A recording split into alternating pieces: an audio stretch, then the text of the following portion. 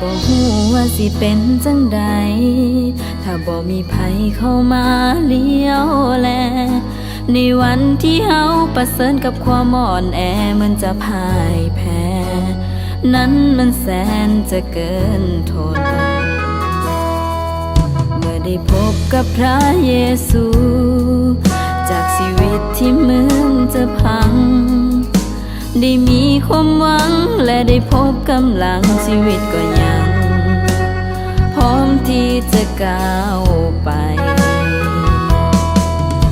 พระองค์คือลมหายใจ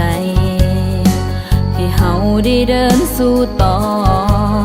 จากชีวิตที่เคยย่อท้อให้ดีขึ้นมา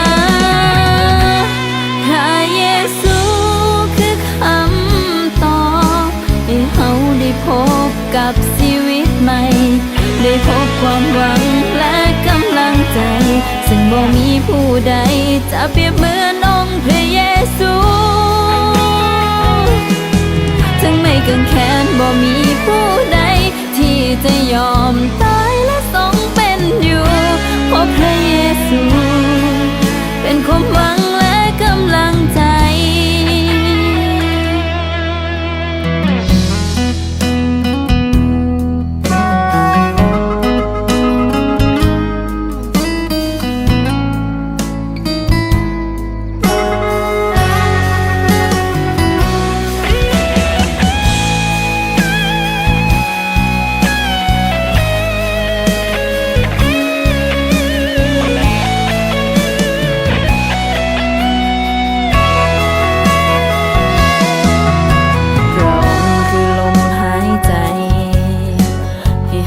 ได้เดินสู่ต่อ